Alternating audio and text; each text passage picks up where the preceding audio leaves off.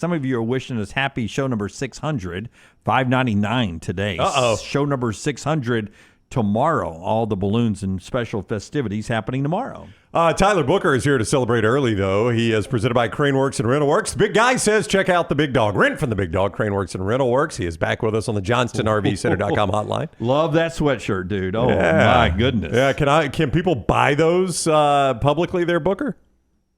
Nah, that's team issues. Yeah, we got to keep some stuff for ourselves. Okay. The old team issue gear is what Tyler Booker is. I can text you my address if you want to just get the equipment guy to give me whatever number is not in use, 00 or, well, what's the worst number you think? 52 is a pretty cool number. What's the worst number?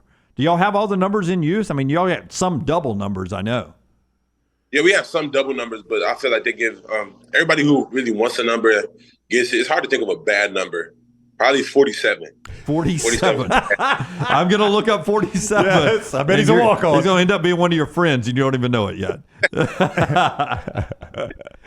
So what's practice like so far? You started Saturday, Sunday, day 3 today going on. Does it feel good to be back out there? And is it about getting back into shape, or have we started putting in Michigan game plans yet?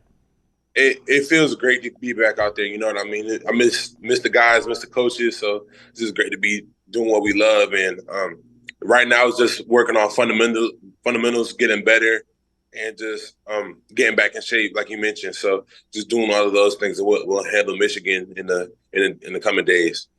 You know, signing day is coming up Wednesday. Do you notice the coach is extra stressed? But I cannot imagine being a college football coach right now in a postseason game, having to both study film and get ready for the game and also recruit. I mean, it seems like a complete headache. Yeah, I don't see it from my position, Coach. Coach Wolf pretty much locks his guys down, and he has a good idea of who he's getting. So he doesn't seem that stressed out. But like you said, being a college football coach is a very demanding job. Like, I want to get into coaching, but I don't know if I want. I don't know if I want to coach in college. Like, it's either already coaching really elite high school or coaching the league, but college is just because it's a year-round job, you know what I mean? And that's why I'm so appreciative of my coaches. They probably get 2 weeks off the whole year because they're coaching us through the season, but then after that, they're on the road recruiting, and they don't really get a lot of times with their family. So they're really underappreciated, but what they do, it means a lot to me and everybody in the program. And that phone never stops buzzing. I mean, when you're a college football coach, man, that thing buzzes constantly, and you simply can't ignore it. It could be the 5-star player that puts you over the top. It could be the 5-star player, or it could be the player that you're getting because the 5-star player won't come to your school. So you really have to treat everybody with the same respect because you never know who you're going to end up getting, and that's kind of the fun of recruiting, I guess. Alabama's Tyler Booker is on the show here. By the way, just for the record. Not 1, not 2, but 3 47s on your current roster, and you probably block one of them in practice. Defensive lineman James Smith, a freshman, he wears 47. I forgot. Yeah, James is pretty good. We go way back. He was at IMG for a little while, but he wore 47 there, then there too. So that's pretty funny. Yeah, but it's just. I think then a pretty good defensive back where a while ago for the Buccaneers. Oh, John Lynch. Yeah. Was John Lynch 47? I think he was. Yeah. I think he was. Yeah. Big DB. Speaking of DBs, also a freshman Colby Peavy wears 47, and also tight end junior 47 Adam Thorsland wears 47. So you guys print 47s like they're going out of business over there in the equipment room. Hey, man, it's whatever the guys like. I don't like it, but whatever floats your boat. So when you sit down and you break out this Michigan tape and you're watching them, give me the first thing that jumps off the tape when you say you love to watch tape. So take me into watching their tape. The first thing that jumps off the screen for you when you look at the Michigan Wolverines is what? They're very technically sound, but along with being technically sound, they're very athletically gifted. So just that's a very dangerous combination. You know what I mean? Like, they have all the attributes, they have all the ability, but once you add technique with it and you add their high football IQ, it's going to be a really great challenge for us, and I'm looking forward to going against them. You know, I mean, the human nature would be this way, is to watch them and say, you know who they look like? They look like so-and-so that we played earlier this year. Do you do it that way? And if so, do they have some tendencies or some things that look like other teams you've played?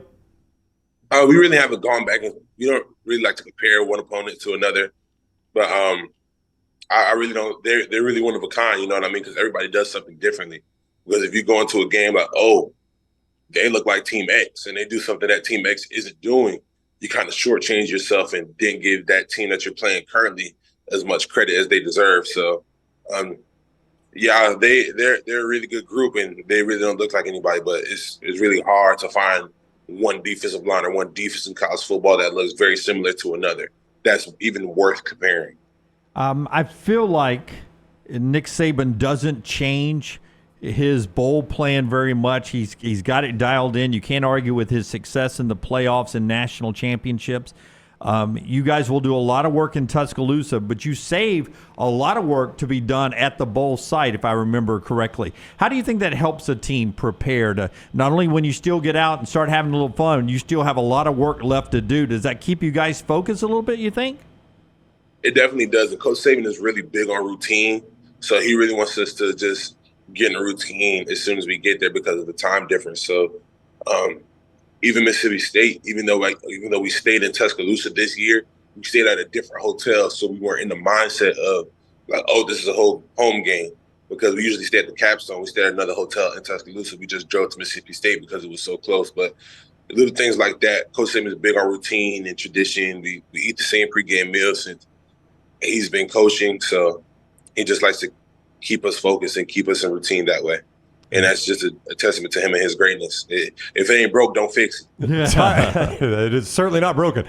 Tyler Booker joins us each week courtesy of CraneWorks and RentalWorks. The big guy says check out the big dog and rent from the big dog, CraneWorks and RentalWorks.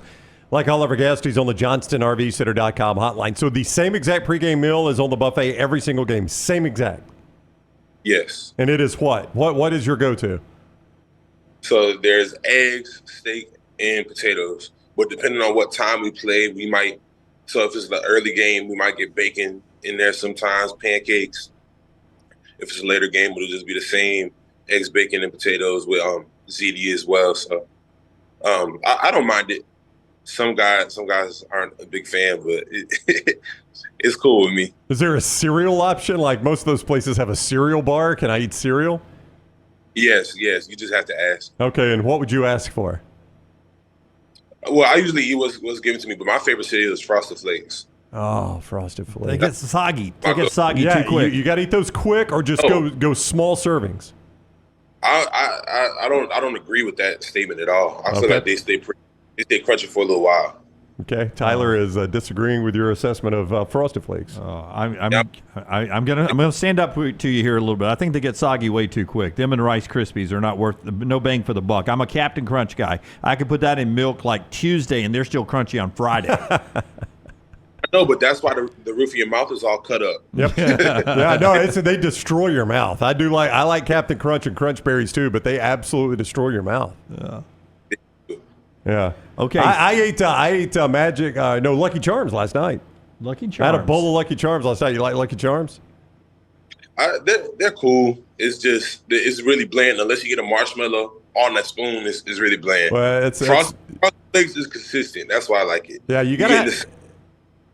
You got to have a game plan on Lucky Charms. You got to watch what you're doing to make sure you get a marshmallow on every scoop. I agree 100% with you. You don't want just a spoonful of the cereal. It's not good. Okay, two more questions. One, I had a birthday yesterday. I've had so many birthdays now. I went option not cake. I had my wife make me a big platter of brownies, and we had homemade vanilla ice cream and brownies instead. Are you a cake guy? Do you like brownies better than cake? Do you like pie better than cake and brownies? How are you on desserts? First of all, happy belated birthday. Thank you. I'm just, I think I'm only, if I do the math correctly, I think I'm only 18 years older than you. You look.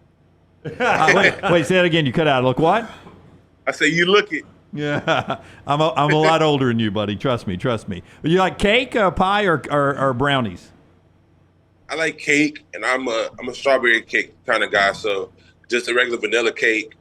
So the cake is actually vanilla, a layer of frosting, layer of strawberries, another layer of cake, and then strawberries top. That's my favorite. That's what I got for my birthday every birthday since I can remember. So that sounds delicious. Before you get out of here, how many number 52s are on your roster, do you think? So there's me. There's three. There is three. Dear God, how many people do they have on this team? You, Braylon Chapman, and Alex Rozier are all number 52. I like that. You share that number, man. Yeah, we got a little brotherhood, so I knew it was three off the top of my head. Yeah. The 52 brotherhood. All right, he is Alabama's Tyler Booker. They're back in practice for the Rose Bowl against Michigan. Tyler, thank you very much for the time. Have a great week. Always fun talking with you.